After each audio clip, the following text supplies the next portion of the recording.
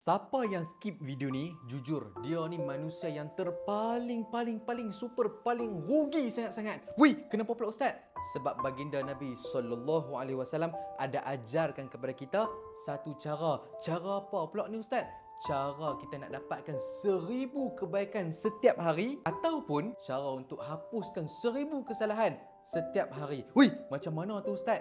Ada satu zikir. Zikir pula Ustaz. Mesti susah kan zikir ni? Mana ada susah? Siapa yang first time dengar saja zikir ni, first time dia dengar, saya yakin dia akan ingat zikir ni sampai dia mati. Wih, macam mana tu zikir tu Ustaz? Sebelum tu, tekanlah dulu butang share, butang repost, copy link masuk dalam grup, sebarkan video ni sebanyak yang mungkin. Tak maulah jadi manusia yang pentingkan diri sendiri. Ramai lagi umat Nabi Muhammad yang ada kat luar sana, tak tahu. Orang Islam yang ada kat luar sana, tak tahu. Yang Nabi ada ajak dekat kita satu cara untuk dapatkan 1000 kebaikan sehari. Dan cara tu tak sampai pun 5 minit. Tolonglah bagi video ni dekat keluarga kita, ibu bapa kita, anak-anak kita, isteri kita, suami kita, grup taman kita, kawan-kawan kita dan semua umat Islam. Hadis ni hadis yang sahih.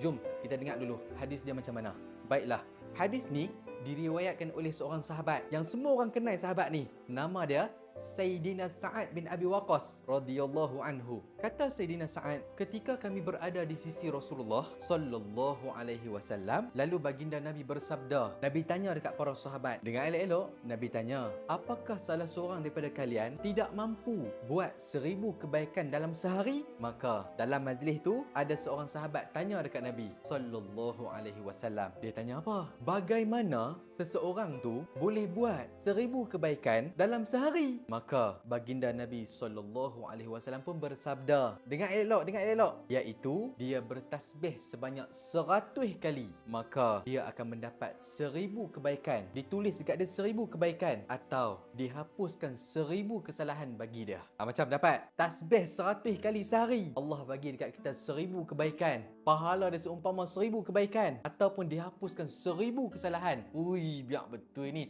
Betul. Ada dalam hadis yang sahih. Saya dah baca tadi. Ustaz, tasbih macam mana Ustaz? Tasbih Subhanallah, Subhanallah, Subhanallah, Subhanallah, Subhanallah, Subhanallah, Subhanallah, Subhanallah, Subhanallah, Subhanallah. No, 10 kali dah. Subhanallah, Subhanallah, Subhanallah, Subhanallah, Subhanallah, Subhanallah, Subhanallah, Subhanallah, Subhanallah, Subhanallah.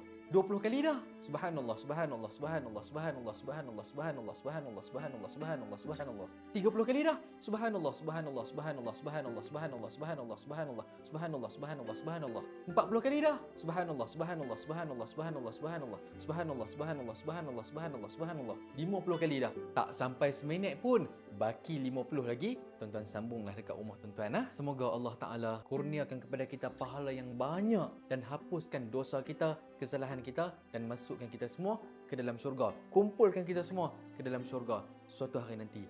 Amin ya Rabbal Alamin. Share video ni, repost video ni, bagi video ni dekat semua umat Islam yang ada kat luar sana. Selamat beramal. Mantap.